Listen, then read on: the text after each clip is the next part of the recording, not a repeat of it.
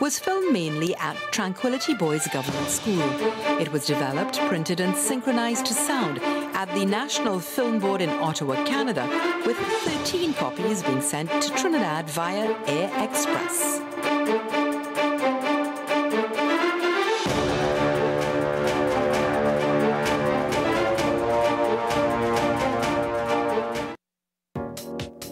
Follow the Parliament of Trinidad and Tobago on Twitter. Our call sign is @TTParliament.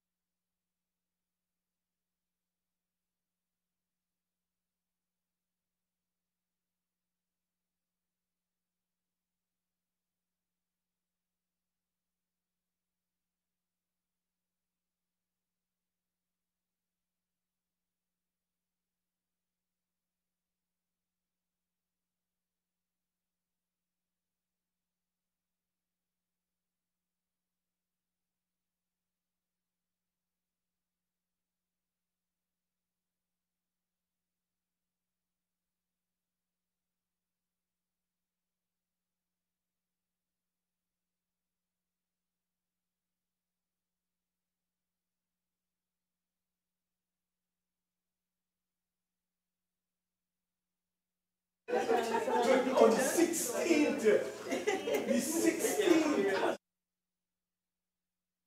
of the application, and that man supervised that. Yes, that man should be in office. Man, I can't do that one. I said, this is madness. They issue a circular around the circular. Oh my God. The chair, oh, I'm sorry for you. You need a skirt.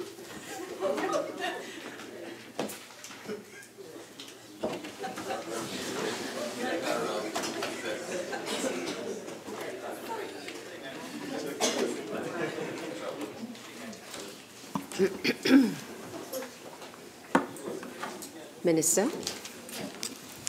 Chair, in accordance with Standing Order 6814, I beg to move that progress on the bill be reported to the Senate. Honourable Senators, the question is that progress on the bill be reported to the Senate. Those in favour say aye. Aye. Those against say no. No. The ayes have it. The Senate will be resumed.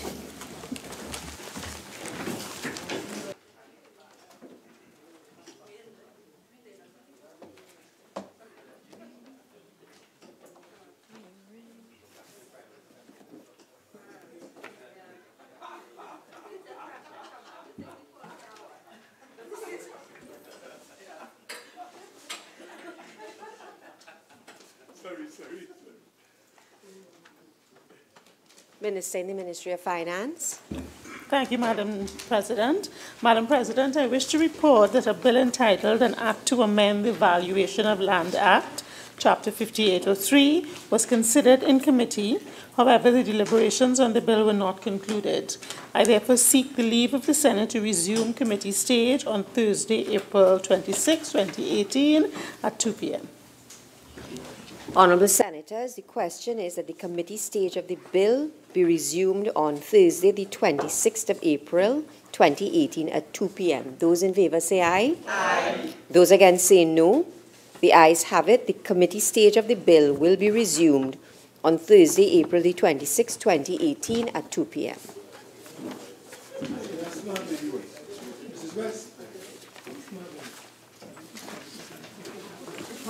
Sorry.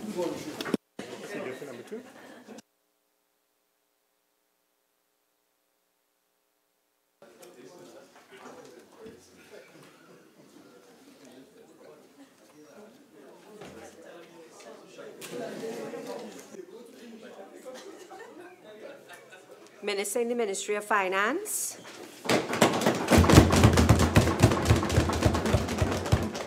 Thank you, Madam President. I beg to move that a bill entitled An Act to Amend the Property Tax Act, Chapter 7604, be now read a second time. Madam President, the bill being presented today is an act to amend the Property Tax Amendment Bill, which provides amendments to the Property Tax Act, Chapter 7604. The amendments are being proposed to better segregate the responsibilities and powers of the Commissioner of Valuations and the Board of Inland Revenue, respectively, and to address some uncertainties, inaccuracies, and anomalies that exist in the two pieces of legislation. Madam President, given the long history and escalating noise in respect of the legislation before us, it is important to provide some background.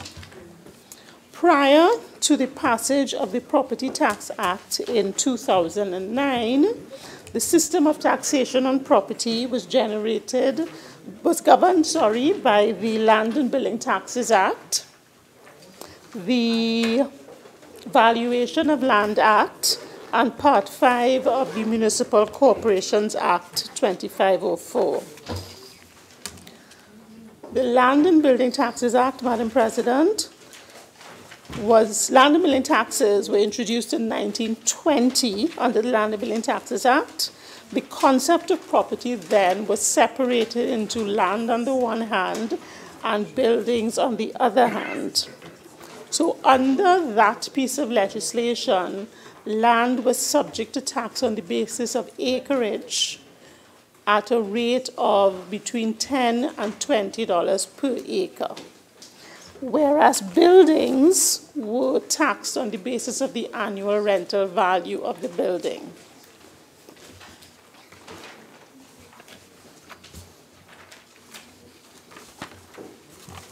The rate of tax that applied to buildings, the annual rateable value of the buildings, was 7.5%.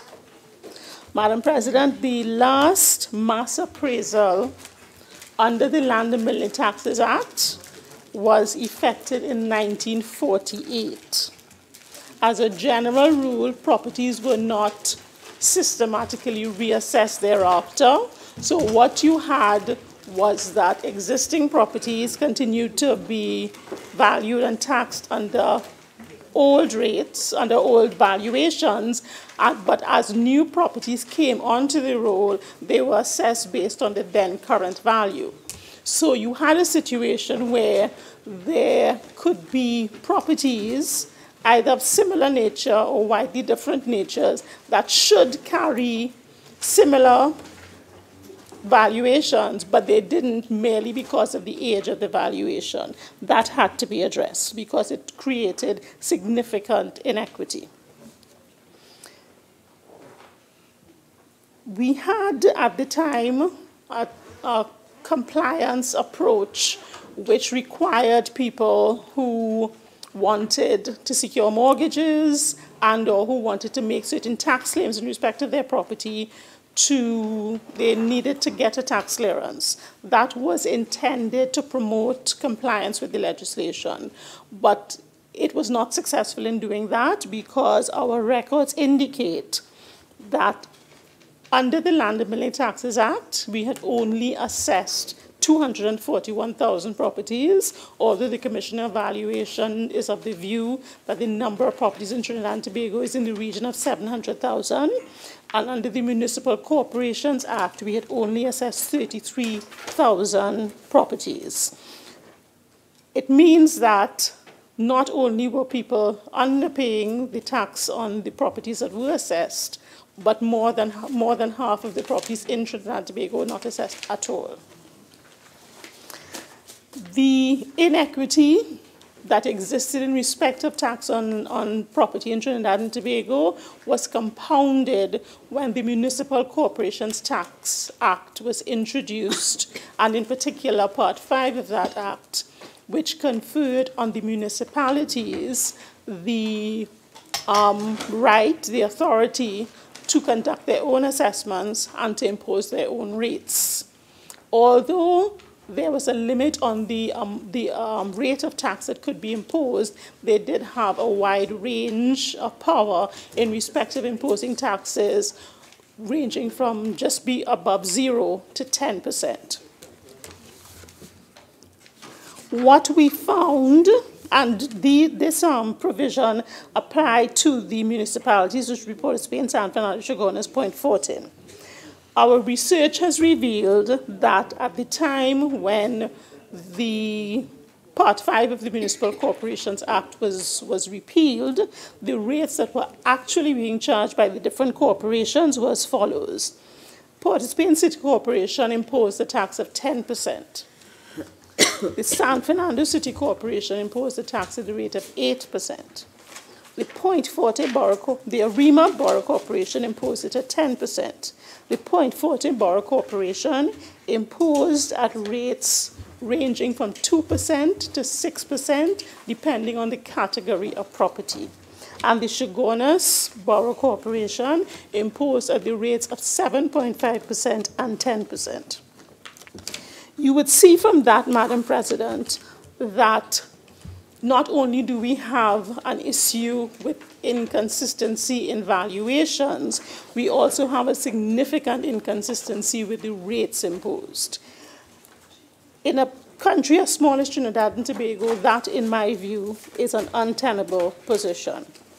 Further, Point Fortin did not even start collecting taxes until 1995 and Chaguanas until 2000, so that a lot of people were not paying their fair share of the property taxes.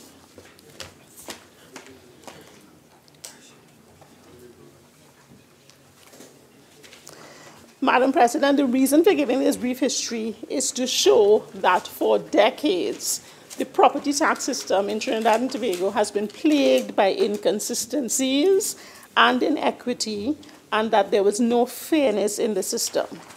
So in 2009, you had a property tax system which meant tax on land, tax on buildings, and the house rates under the Municipal Corporations Act, which reflected, one, significantly outdated property values and therefore an undercollection of tax. Two, a disparity between values ascribed to old versus newer properties. Three, a huge disparity in rates ranging from 2% on the low end to 10% on the high end. The government at that time could have taken the easy route from a legislative perspective and avoided this by saying, let's just go out and do a wide-scale valuation of properties to bring the properties up to current values. But what that would have done, Madam President, it would have imposed a rate of 7.5%, because that is the rate that applies under the Land and Building Taxes Act, it would have imposed a rate of 7.5% on current rental values. It would have imposed rates of up to 10% under the municipalities on current values. And that, in our view, would have placed a significant burden on the taxpayers had we gone that route. So as a responsible government, what we decided to do was to revamp the property tax system, to remove the inequities and to ensure that even at current values, the amount of tax that was payable was reasonable and affordable by reducing the rates and having the rates apply across Trinidad and Tobago. So what we did at the time to revise the system was we unified the responsibility and the timing of the valuations. So we would not have a situation where the Point Fortin Corporation was engaging a private valuator who may take a different approach to valuation from what the Valuation Commission was doing. That the Arima Corporation was valuing property in 2014, while San Fernando was valuing in 2018 and arriving at inequities again in the valuation. So uniting the responsibility in terms of who would conduct the valuations and the timing of the valuations, so they would be done in the same period. Unify the rates across the country. We introduced a staggering of rates to cater for different uses to which property is applied, looking to determine who could best afford, the areas of activity we're trying to encourage, and that kind of thing. Lower the rates to mitigate the impact of modern day values versus the older values that applied. So the rates that we introduced were 1% for agriculture, 3% for residential properties, 5% for commercial properties, and 3% and 6% for industrial properties, depending on whether the machinery used by the industrial property was undercover or not. All those rates, you would note, are below the rates that were being charged prior to 2009, with the single exception of the rates that applied in Point Fortin, right?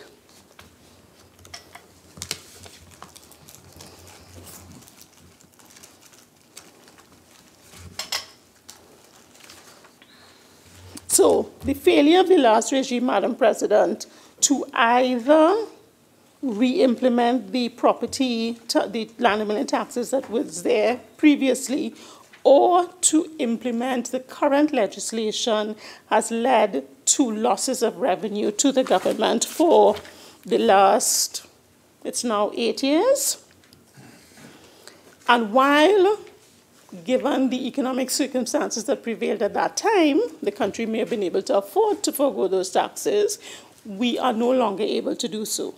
Not having regard to the situation in which the last regime left the country, with annual deficits notwithstanding earnings of up to $62 billion, with significantly overdrawn account of the central bank, which, if memory serves, was in the region of $12 billion, with an NGC account having bled the company of $16 billion, with all sorts of undisclosed short-term debt, which are coming to light as we proceed, with a significant public service salary adjustment and a massive back pay obligation, with significant undisclosed liabilities that are still coming from various contractors, which we don't have the documentation to dispute many of them, with tons of claims for wrongful dismissal from public servants, with unresolved gas contracts leading to a reduction in petroleum exploration, with a revised tax regime to the energy sector that is allowing the energy companies, unless we can do something about this, to avoid payment of tax until the year 2024. Having regard to all of those burdens that impact significantly the revenue that we are currently receiving, we can no longer afford to not collect property tax. Senator Shreki-Soon, in his budget presentation, urged the Ministry of Finance, through me, to try to balance the budget. We cannot balance the budget without collecting additional revenue. We cannot. So in that context, Madam President, we are obliged to operationalize this legislation, and to do so properly, we are seeking to make certain amendments to address certain deficiencies that we spotted in the legislation as passed in 2009. So, Madam President, if I can now spend some time on the actual amendments, having laid out the history. Clause 3 of the bill seeks to amend the legislation to deal with multi-family dwellings. During the course of the information gathering exercise that occurred in April and May of last year, a lot of questions were raised as to how does the property tax impact on establishment like One Woodbrook Place.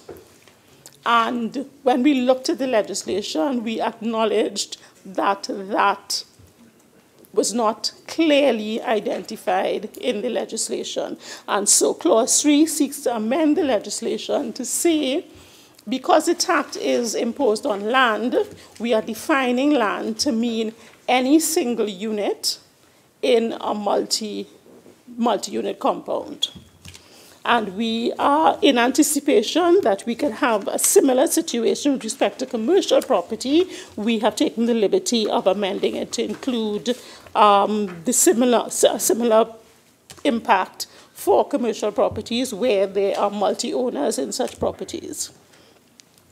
Clause 5 is amending Section 15 to clarify certain concerns raised. Again, a lot of the concerns were raised during that period where we were trying to begin the operationalization of the tax in respect of the impact on a legitimate property owner of having a deemed owner but not a legal owner account for the tax. So we have amended the legislation to say that notwithstanding the fact that tax can be collected from somebody who is not a legal owner, such as an occupier, that will not impact his legal entitlement to that property. Clause 6 of the Act seeks to clarify various categories of exempt property. And when this was first published, there was a lot of misconception as to the impact. We are not seeking to remove exemptions. We are just seeking to clarify the categories of properties to which those exemptions apply, so that the current legislation, for example, exempts charitable institutions. But when one examines the case law in terms of what is a charitable institution, there are so many issues that come up that creates uncertainty. Lots of people think that if you register an organization as a not-for-profit organization under the Companies Act, that it is a charitable organization. So we wanted to remove that uncertainty. We already have a provision in Section 61G of the Corporation Tax Act, which says that which grants exemption from corporation tax to entities approved as charitable entities by the President. And therefore, we are tying the two provisions together. So once the President declares that an institution is a charitable institution, that institution will qualify for relief on its property. Exemptions restate and state-related entities. I remember when the legislation was first introduced, and we looked at the provision that said, in effect, that land belonging to the state and used for a public purpose qualified for exemption, there was a lot of debate as to what is meant by for a public purpose. So, for example, TSTT is engaged in commercial activity. Is that a public purpose, and therefore do they qualify for exemption? Similarly, PLIPDECO. So there are lots of organizations that are like that. So we decided to do away with that uncertainty and list the organizations that qualify for the exemption. The basis on which we came up with those organizations was that we would exclude from the exemption any entity that was engaged in commercial activity. So TNTech would not be covered. The PLIPDECO would not be covered. NGC would not be covered.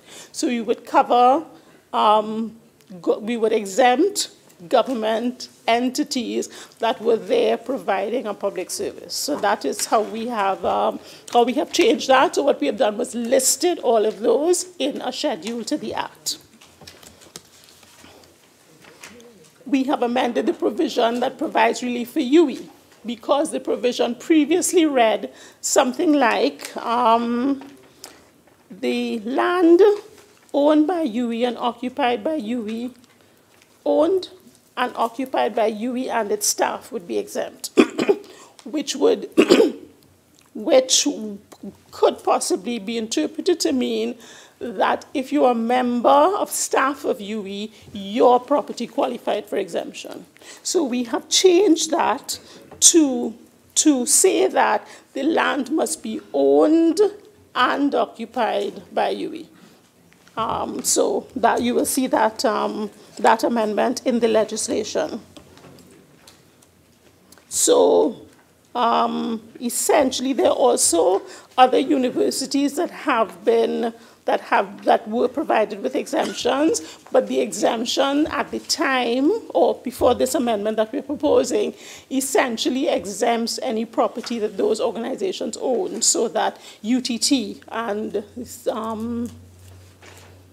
UTT, for example. So if any land, based on the current drafting, any land that UTT owns will qualify for exemption. We have changed that to say the land must not only be owned by, but must be occupied by.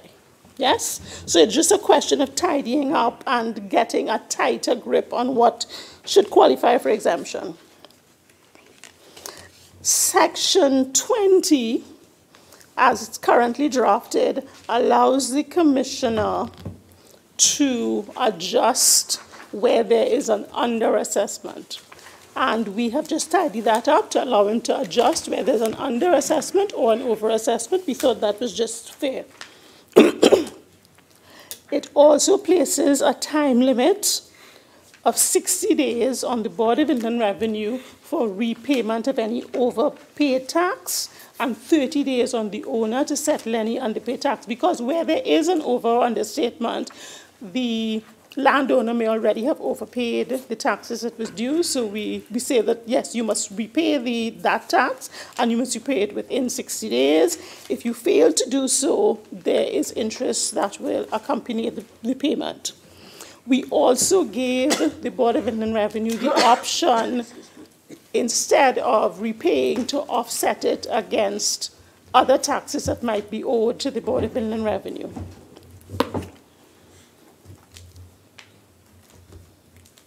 Clause 10 seeks to amend Section 21 of the legislation to stipulate the time within which an objection must be filed.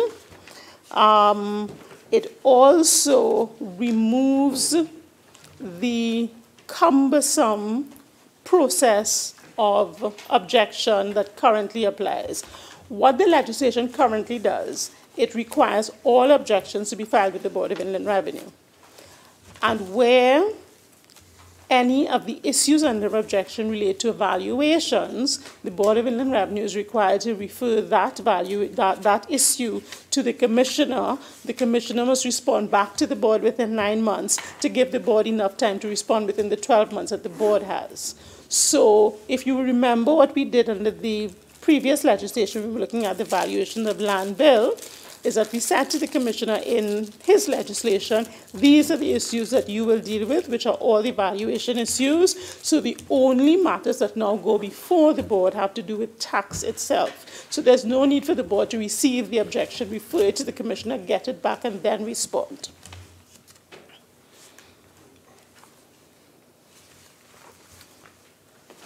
I mentioned that we required the board to pay interest on late payments of refunds, and the rate of interest applicable would be 6% per month based on the draft before you.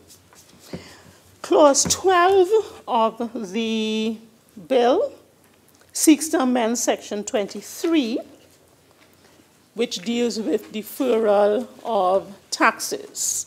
Now, that also has created some concern because the initial interpretation was that we were removing the deferral. So let me explain. The legislation as currently drafted says that the Board of Inland Revenue may approve an application by a qualifying landowner to defer his tax. The issues that the board would consider are the income that the individual earns, whether he has a health issue or any other special circumstances that would make it difficult or impossible for him to settle his taxes. Having considered that deferral under the current legislation would last indefinitely. When that person is deceased, his successor could then, if he could satisfy the board that he also had a difficulty settling those deferred taxes, then the board could recommend to the president a partial or full waiver of the taxes. But when we looked at this section again, we became concerned that although somebody may be able to satisfy the board today, that he does have a challenge settling his tax liability, his circumstances may change.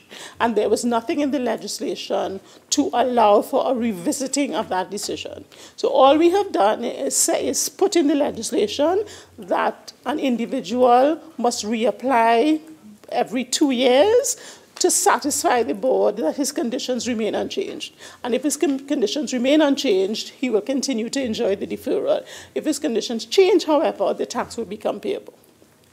The board must notify that person of any issue or revocation of that privilege in writing.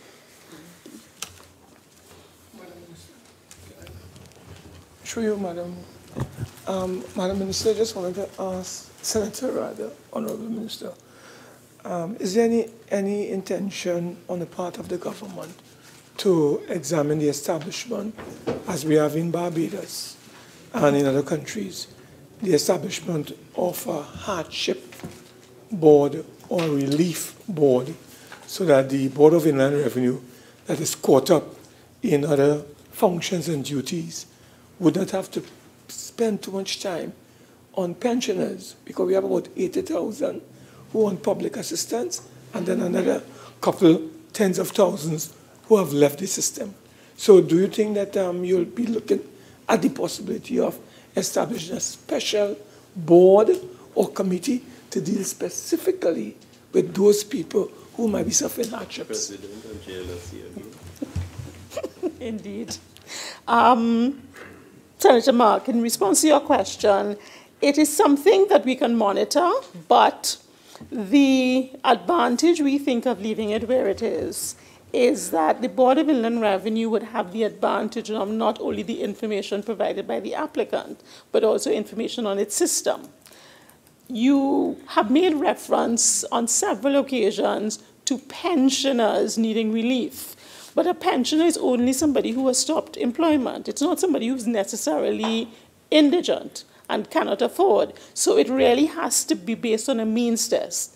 And while information will be provided and requested from the applicant. The Board of Inland Revenue can also do an independent review. A separate tribunal will not have the advantage of that information, and because of the provisions in the Board of Inland Revenue, which require secrecy, they will not be at liberty to share that information unless the legislation is changed. So we will monitor the effectiveness of the review and determine whether we need to adjust the resources and so on.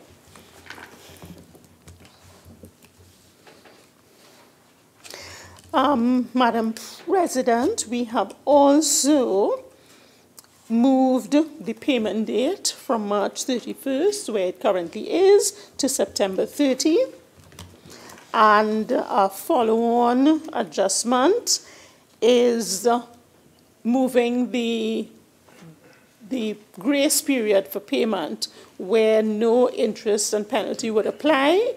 What the legislation provides is a 6-month grace period where no interest and penalty will apply, and if you do not pay by that date, the interest and penalty will kick in. So having changed the payment date, we had, of course, to change the termination of the grace period date.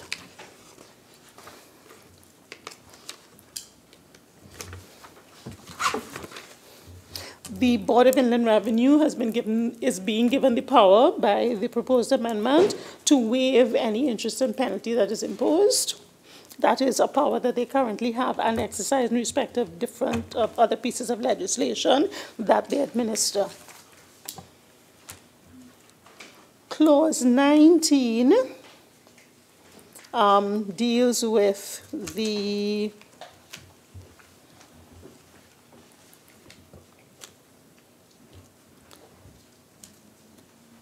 what we had in a couple of sections was that the landowner who owed tax was required to settle that tax. For example, if we seized property to recover tax, the landowner could pay the tax due and recover his property. We have amended that section to say not only must he pay the tax due, but he must pay any penalty and interest due as well, unless that penalty and interest is waived, of course. The Clause 20 seeks to amend Section 34 to reduce the period within which the board may issue a demand for payment. So you have a payment date when the payment is due. The legislation currently says if the payment is not made by that date, the board can issue a demand for the tax within 6 months. We have reduced that to 3 months. The legislation as currently exists and allowed any person to whom payment of the tax could be made, which includes a revenue officer or a treasury officer, to levy distress for non-payment of tax. We have limited that power to only the chairman of the Board of Inland Revenue.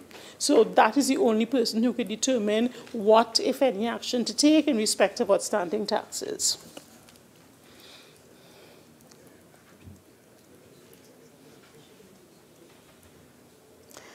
We have amended Section 52A, which is a section that was introduced. Honourable Minister, thanks for giving way, but I was not very clear as to where the citizens are going to pay this tax. Is it to the BIR, whereas in the past it was the municipal corporations? I didn't see it in the bill, but I'd like to know clarity. Yes, sure. And thanks for raising the question, because that is an issue that has caused significant problems for a long time. What existed under the provisions of the Land and Building Taxes Act was a provision that required you to settle your tax in the area that the land resided. So if you were living in Tobago and had property in Mayaro, you had to come to Trinidad, go down to Mayaro, pay your tax, and then go back home. So we've changed that to say that the taxes can be paid anywhere in Trinidad and Tobago. The responsibility for the tax is to be collected by the Board of Inland Revenue, and we, in introducing the local government legislation, we will probably give authority to the local government to collect tax as well. We are still considering that because although it would be more convenient for the taxpayer on the one hand, it creates some challenges. But certainly you can pay your tax as it is at any regional Board of Inland Revenue office, and that would make things more convenient.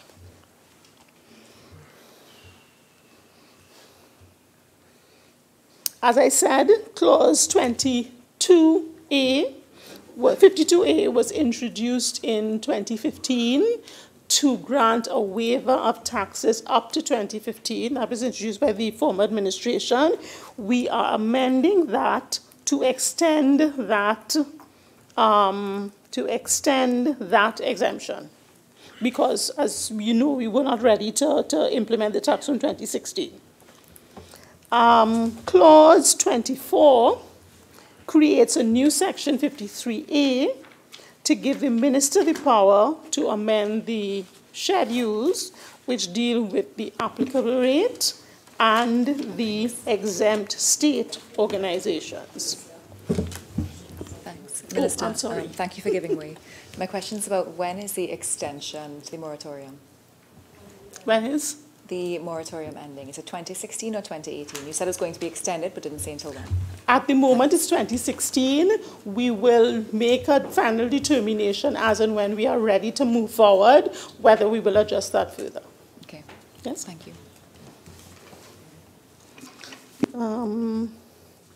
Yes, so the minister, we are proposing to give the minister the power under Clause 52, which introduces a new section 53A, to amend the rates of tax and the list of exempt state organizations.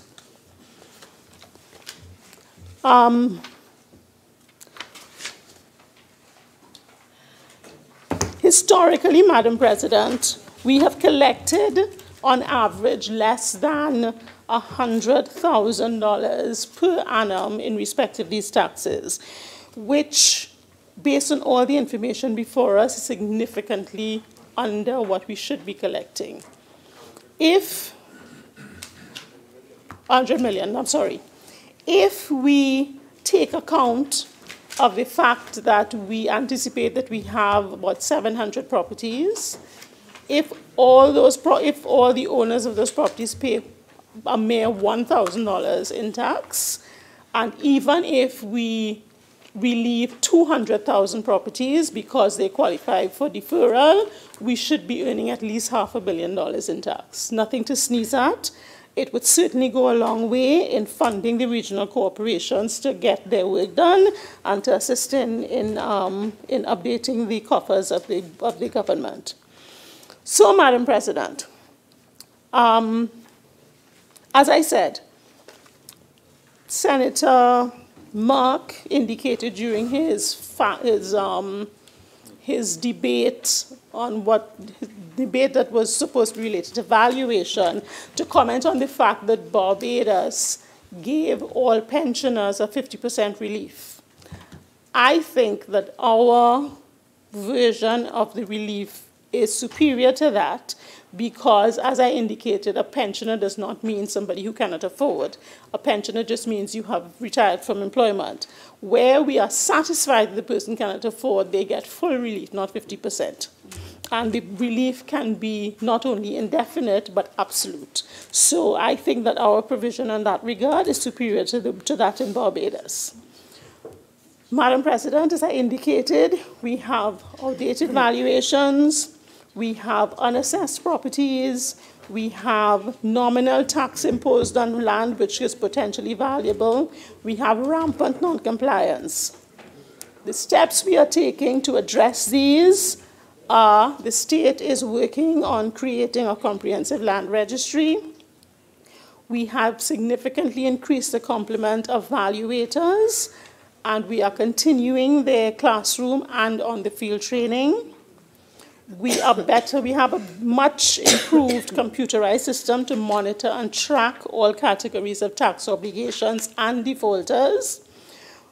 Via the TTRA, which we are proposing to introduce shortly, we propose to have a more fully integrated district revenue office system, because at the moment, the district revenue offices are really treated like bastard children. They are not properly staffed. They are not integrated sufficiently into the system. We intend to address that. And we are of the view that once we do all of these things, that the administration of this new tax will be much better than the administration of the old tax was. So we will get a fairer system, we will get a more equitable system, the level of compliance will be improved, and we can all benefit from that. Madam President, much ado has been made about the fact that under this legislation, this administration is intent on taking away people's property. Nothing could be further from the truth. We are scaring members of the public for no reason. Under the existing land and building taxes legislation, the Board of Inland Revenue had the power to levy distress on people. The provision that exists under the current legislation is identical. The Board of Inland Revenue had the power to forfeit property for non-payment of tax. They could have done that under the Land and Building Taxes Act after 1 year of default. This legislation extends that period to 5 years. So the board is not able to take any action to forfeit property, unless at least 5 years of non-compliance have elapsed. So it's an improvement on what existed. The board also had the power under the old legislation to forfeit vacant land where no tax was applied. Under that legislation, they could have done that 5 years. You have 5 more minutes. Thank you, Madam President. They could have done that 5 years after it was determined that the property was vacant. Now they have to wait 16 years. So we have, in fact, reduced the power of the Board of Inland Revenue under the provision, and I challenge anybody on the other side to show me evidence where the board had superior power to what it has now, that we took away people's property and deprived them of their rights and all these things that we are scaring the public with. The legislation is reasonable, it is responsible, it is proportionate, it is necessary, and I ask that you support it. Madam President, I thank you and I beg to move. Madam President, I beg to move that the Senate do now adjourn to Tuesday, April 24th at 1:30 p.m. and on that day, it's private members' day. At the same time, Madam President, I just want to remind my colleagues that we have a significant amount of work to complete in this House. We have a lot of bills on the order paper that have come from the lower house, and we expect to have some long days ahead of us. Thank you.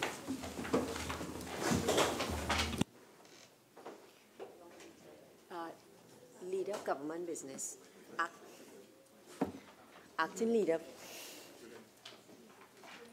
No, just now. Did you indicate what you'll be dealing with on the next occasion?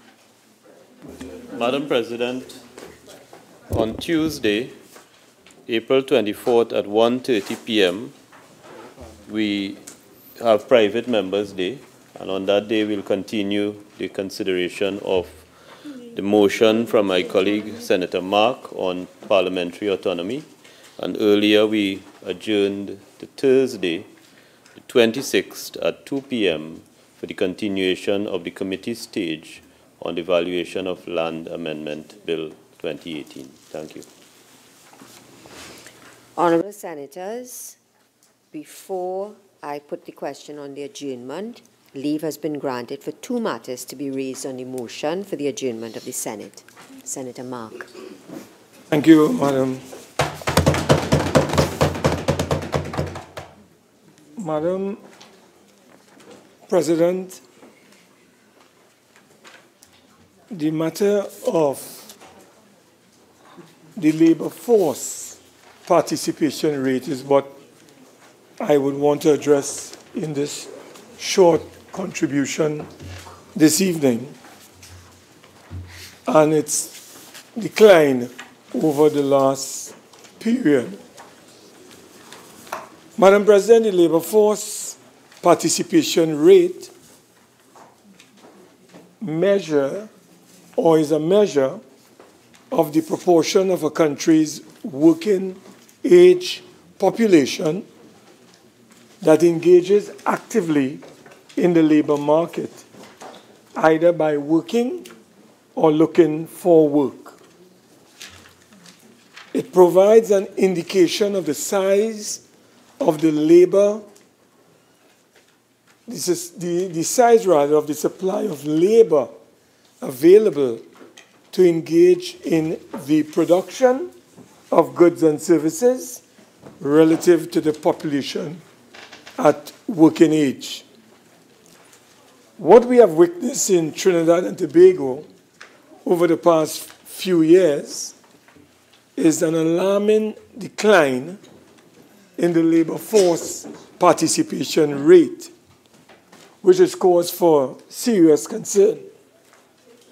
The labor force participation rate has been steadily declining over the past few years. This declining participation trend has worsened over the last 30 months. So, Madam President, as at the end of the second quarter, which is when data is available, of 2017, the labor force participation rate stood at 59.50%, the lowest since 1995. This labor force participation rate pales into insignificance when compared to that of Iceland, which has a labor force participation rate of 87%, the UK, 78.80% as at the end of December 2017, and countries like Canada, which is at 65.5%.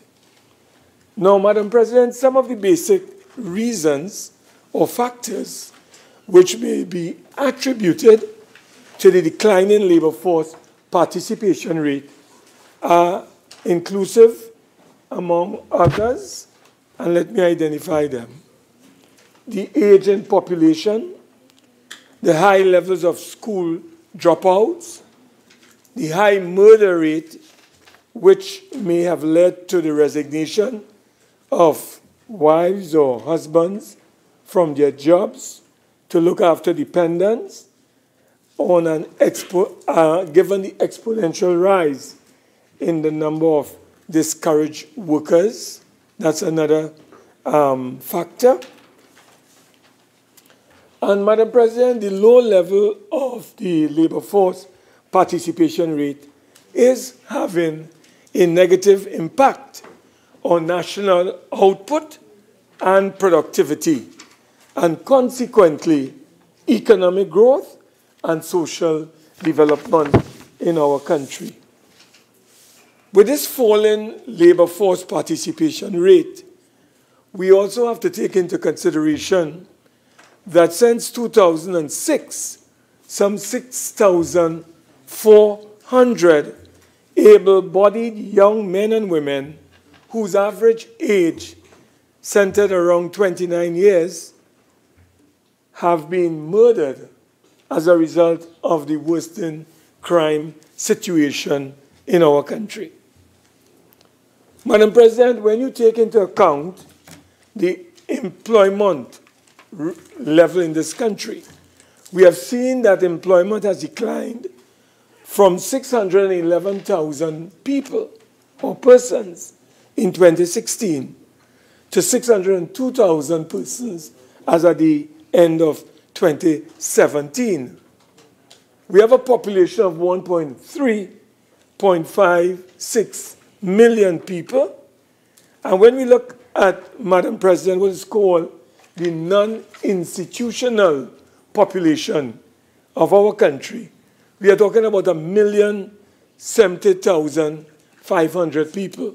Those are people, Madam President, between the ages of 15 and 65 who are able to work at this material time. So we have about 602,000 citizens, 900 who are employed in the country. So, Madam President, we have close to 500,000 people who are part of what is called the non-institutional population who are available to work in the country. But as I said, there are many factors that could be addressing why they are not actively involved in the labor force. So, Madam President, I raised the matter about the current declining rate of the labor force participation rate in this country, because at the beginning of the first quarter of 2017, it stood at 59.80%. That has declined as at the end of the second quarter to 59.50%. The highest labor force participation rate as recorded was the fourth quarter of 2004, when we had a participation rate of 64.5% of the population, that is the working population. So, Madam President, when we take into account wages that have contracted given the index of average earnings by some 3.1% as at the end of 2017, and we take into account the growing and aging population, where the pensions level seem to be focusing more and more on a shrinking labor force, it really calls for serious action. And therefore, I have raised this matter, and I would like to get the government's response to this whole question of how is the government planning, how is the government preparing, how is the government addressing the declining labor force participation rate in the Republic of TNT. Because, as I said, Madam President, it is impacting negatively on production, on economic growth, and productivity in our nation. And it is cause for alarm and concern. And I call on the Honourable Minister to explain to us what is the way forward to address this particular matter. Thank you very much. Minister of Labour and Small Enterprise Development, you have 10 minutes.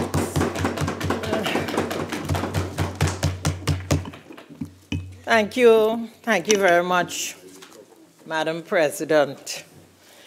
And thank you for the opportunity to respond to this very important motion raised by my colleague, Senator Wade Mark, concerning what he termed to be the continuous decline in the labor force participation rate and its implications for the national economy.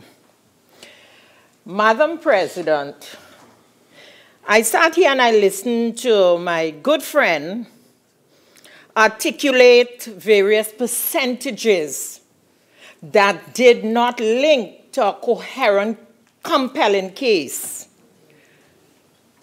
For example, my friend stated that 602,900 persons in this country are employed, and that there are approximately 500,000 available to work.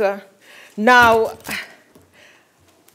I don't quite understand what my friend meant, but my interpretation of it, Madam President, tells me that perhaps, just perhaps, my friend may not have taken into consideration that though the population may be deemed to be in the vicinity of 1.2 to 1.3 million, so that a simple calculation of the figures that he has placed before this House indicates 1.2 million, but it does not make provision, for example, to children or young people over between 18 years and 20 years who may be attending university full-time. It does not take that into consideration.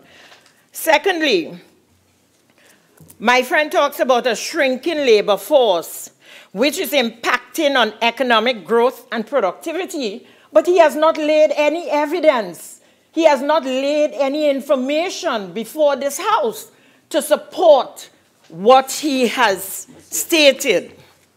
Nonetheless, Madam President, the government appreciates the concerns expressed by Senator Wade Mark, as we understand the importance of the workforce to our national development.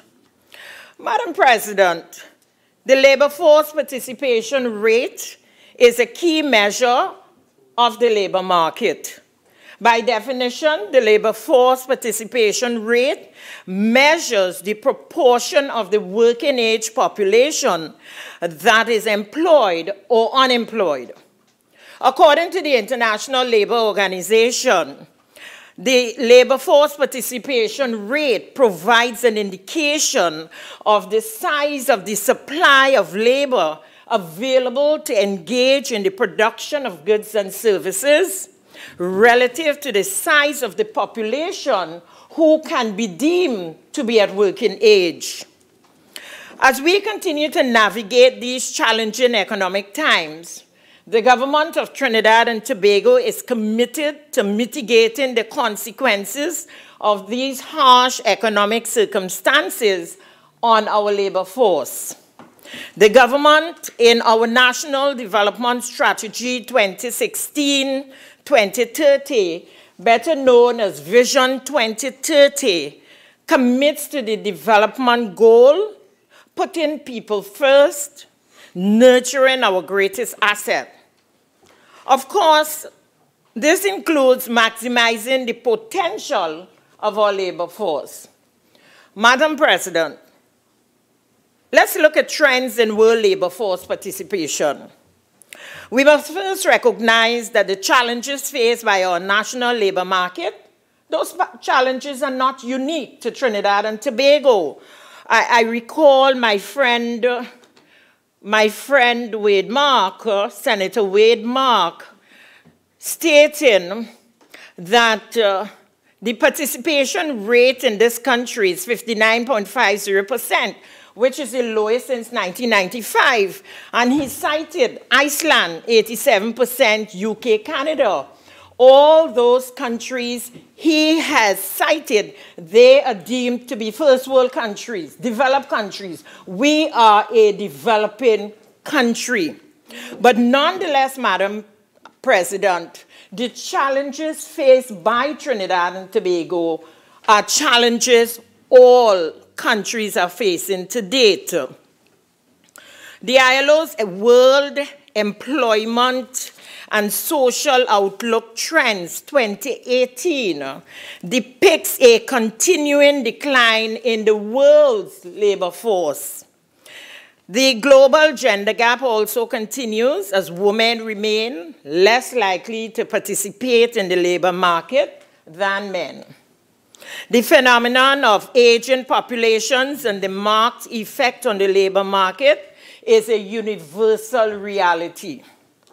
The ILO estimates that as the world labor force growth rate accelerates, the proportion of people aged 65 and over in the total population will increase substantially in the coming decades.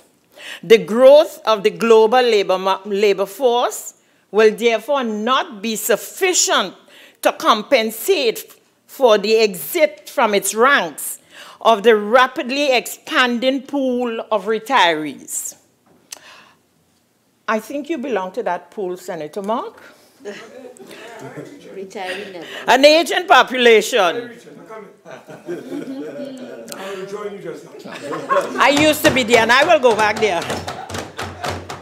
And I will welcome you with open arms. Madam President, an aging population is also less able to keep up with the pace of innovation and structural changes in the labor market.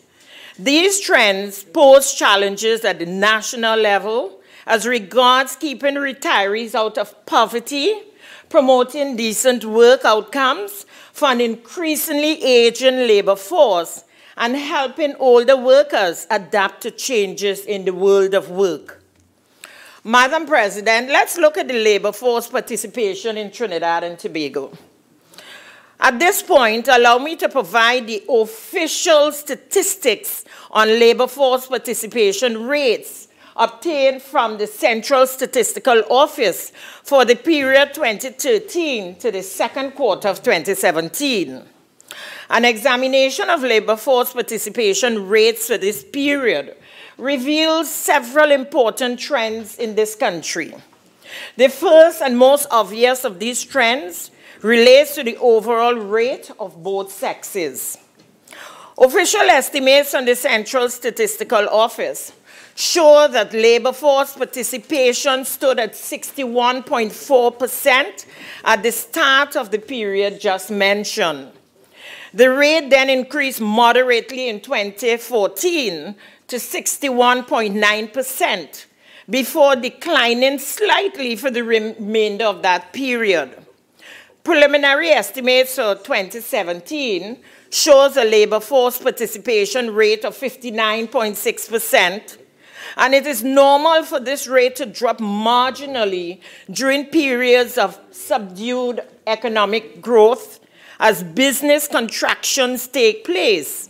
Minister, Madam President, one more minute. Madam President, thank you.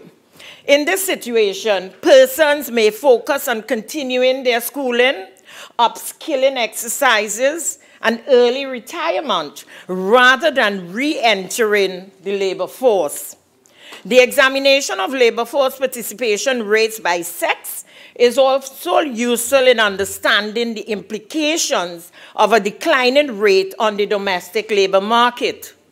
Data reveal that the labor force participation rate remained relatively constant for females over the corresponding period. In fact, preliminary estimates for 2017 shows a slight increase in female labor force participation rate to 50.7%.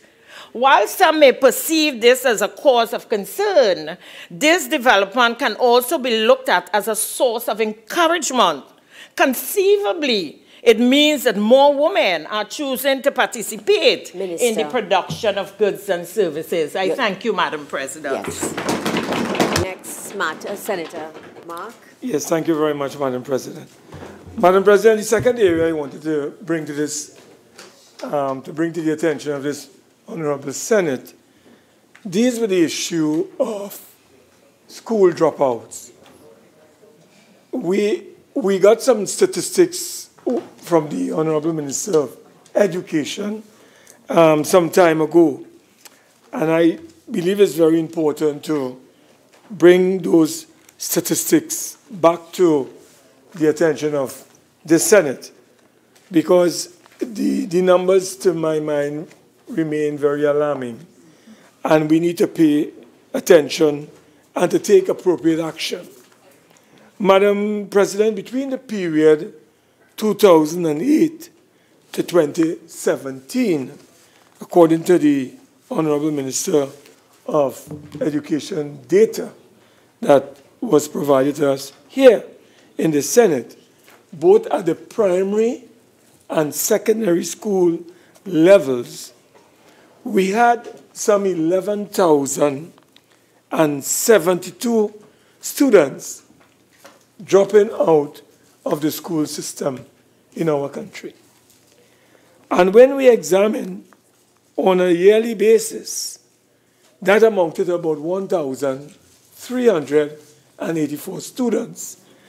I'm giving you a monthly figure of about 115 students per month dropping out, which breaks it down to at least 4 students every day dropping out of the school system in Trinidad and Tobago.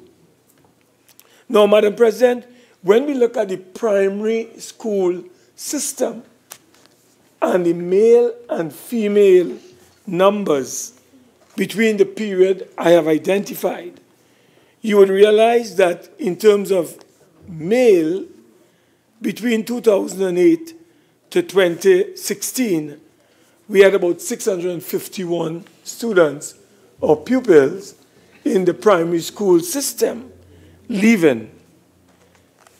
In terms of females, we had about 466 during that period, 2008 to 2016, giving us a grand total of 1,117 students between 2008 to 2016. When we go to the secondary school level, the picture is even more discouraging. In the period under review, 2008 to 2016, we had a total of 5,492 male students dropping out of the school system. And in terms of females, we have a figure of 4,463, giving us a grand total, Madam President, of close to 10,000 male and female students between the period 2008 to 2016. Now, Madam President, we have not, as a country, measured the cost to this country, to this nation, of these school dropouts. We don't know how these students are being tracked.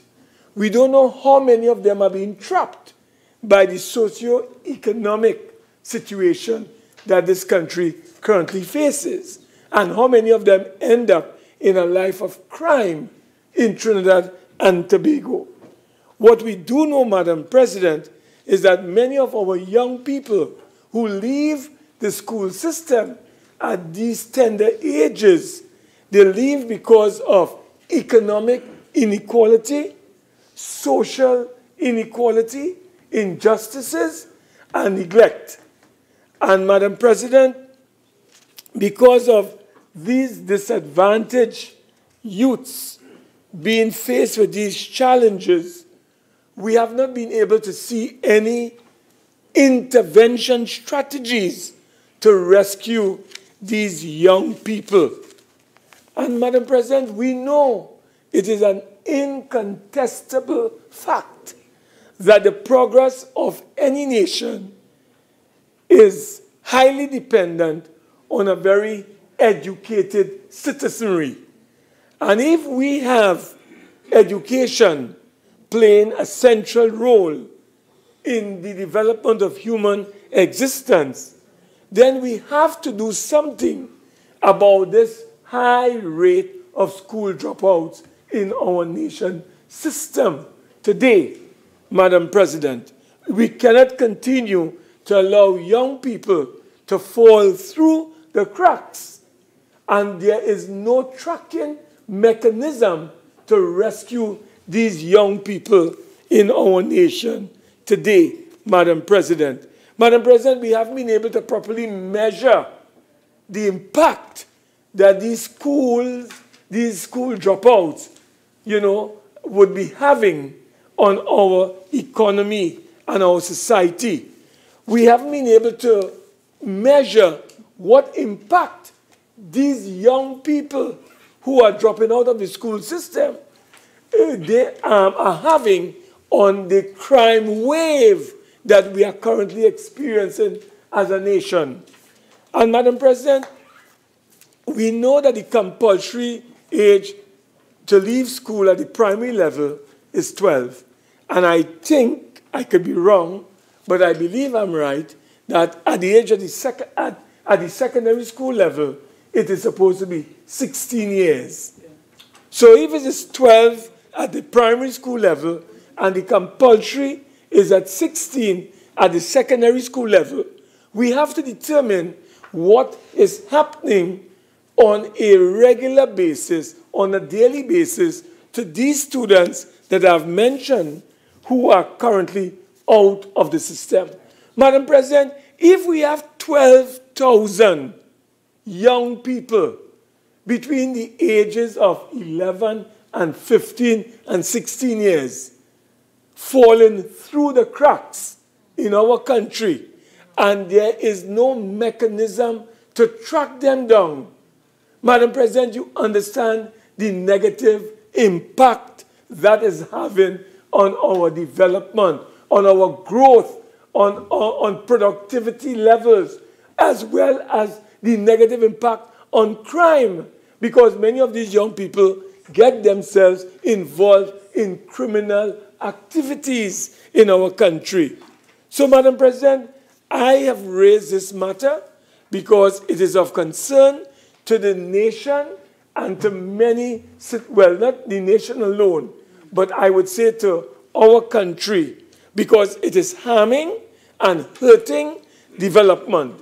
And I have brought it to the attention of this Honorable Senate to get some answers from the government as it relates to what mechanisms are being put or are in place to rescue these young people.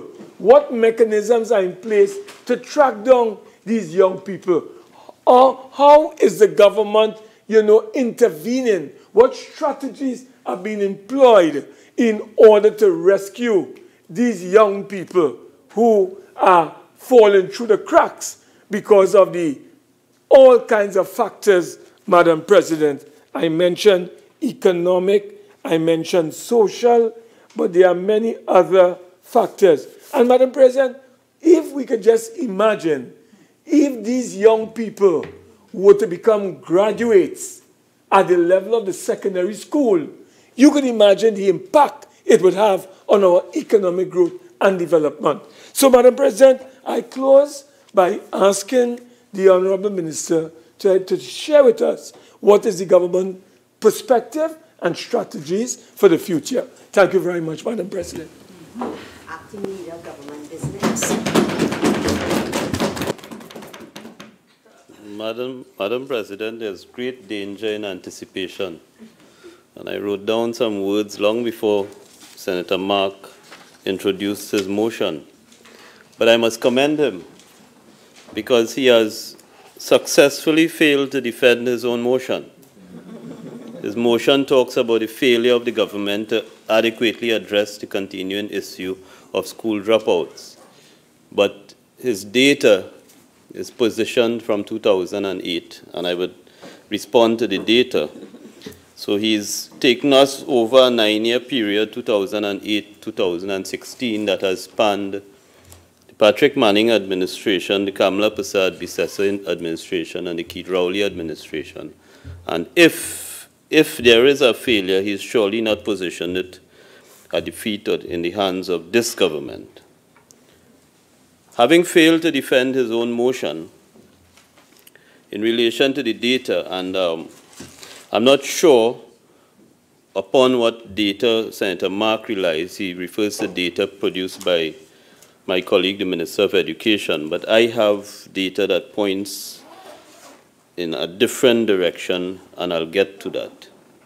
And the third point I want to make in response is, not surprisingly, he is inherently contradictory in his defense of his motion, because on the one hand, he says to us, we've not been able to measure the impact of the dropouts. We've not been able to measure the impact of the dropouts on crime. And on the other hand, he tells us that there is an impact. on economic development, and on crime. So let me assist him in his own motion. The first, Madam President, and I think I'm well positioned because of where I come from, there is sufficient data which points to a link between low education achievement and poverty. There is sufficient data and sufficient research. There is sufficient data and sufficient research which points to a link between low education achievement and the likelihood of involvement in deviant behavior. Those are facts, and they are well established in our society. And there are various factors, as he's pointed out, a wide range of factors. And based on my own experience in my community, a rural community, these factors range from early entry into the workforce, the economic situation that families and communities find themselves in, and the struggle on some mornings to get passage to go to school and money to buy food. Transport, I've said throughout the length and breadth of this country that the number one thing that affects education achievement, the part of the country that I come from, is transport. Some people get accustomed with walking outside a gate and finding a taxi, a maxi, or a PH. The bus stops 4 o'clock in the afternoon where I come from, and you walk the rest of the night if you want to get to a classroom. The family situation and the fact that in many households, particularly in rural communities, you have parents who are not as literate and not as able to assist with homework, and you have community influences encouraging people to stay at home rather than go to school. So we know the factors, and the factors range. However, Madam President, in any society, in anything you do, there will be a percentage that will fall through the cracks. And based on the data provided by the Ministry of Education, I would say in relation to primary schools, the dropout rate has been on the decline between 2013 and 2016. In terms of the gross numbers, in the primary schools, the dropout number in 2013 and 2014, that period was 151. And that is out of a total enrollment of 119,424. It's a 0.35%. In 2015, out of a total of 120,870 primary school students, we had 120 dropouts, a decline to 0.1%. And in 2015-2016, out of a total of 107,360 primary school students, there was a total dropout number of 49, which meant a 0.5%. So from 2013.35, or a gross number of 151, to 2016, 3 years later, a decline to 0.05%, or a gross total of 49. Even 49 is too much, Madam President. Enough, it is too much. But the point is that it has been declining. The secondary school in 2013-2014, the percentage was 1.08%. In 2015-2016, 2.5 to 3 years later, it is now at 1.33%. And in terms of, just to give you an idea, in terms of the gross number, that means a dropout number of 1,006 in 2015-2016 from secondary schools, out of a total of 75,486. And the measures used by the Ministry of Education, Madam President, and I'm sure some would have been initiatives under this administration, and some would have been things that my colleague met in train. And they include, and I will refer to 6 or 7 measures, the school-based management system, which is essentially utilizing the combined efforts of the staff of the school, the parents, the students themselves, and the community. Increased monitoring and reporting of absenteeism and dropouts, and I suppose that is why we have the data that we could refer to. Home and family intervention, and that is particularly important, Madam President, in dealing with the link between the family situation, the community situation, and the school performance. Parenting and education program, and we recognize, as I said, we have parents who are younger and having people who are having children at a very young age, and as the Calypso say, children making children, to be part of this growing mass. And we recognize that parents, whether it is older parents or very young parents, need support within the school and within the community. Learning enhancement centers, because what we have, I could talk particularly about my community. I've always said that, you know, it's not one size fits all in education. What works in Port of Spain will not work in Guayari, and we need to have the additional opportunity for specialized intervention, particularly across the country. We know that achievement levels in maths and English is low in some communities, and where you have a particular issue in a community, you need a specialized intervention, and the learning enhancement centers contribute to that. Support for underperforming students, and the support for underperforming students is not only in the classroom, but outside the classroom and in the community. Not everybody, we're not made equally. We're not fortunate, for example, to be as brilliant as Senator Mark, and those of us who are not require some support. So it's very important that those students who need the support get it in and outside the classroom. Something that we overlook, because as I said, education is not one size fits all. So the ministry has been using differentiated instruction. Not everybody is inclined towards chalk and talk. Not everybody, some of us are listeners, and some of us don't listen. Some of us want to read. We have different forms of learning. Minister, you have 1 more minute. Thank you very much. I need just 1 more minute. And those, Madam President, are some of the intervention that the Ministry of Education is involved in. And I'm very happy to have been able to respond to the motion. I'm very happy that my colleague has notwithstanding the wording of his motion, he has accepted that this is something that is a continuing issue in the country. It affects productivity, it affects our investment into the long-term asset, which is our human resource asset, and it's something that as a parliament we ought to be paying close attention to. I thank you. Honourable Senators, the question is that this Senate do now adjourn to Tuesday, the 24th of April, 2018 at 1:30 p.m. Those in favour say aye. Aye. Those against say no. The ayes have it. This Senate now stands adjourned to Tuesday, April the 24th, 2018 at 1:30 p.m.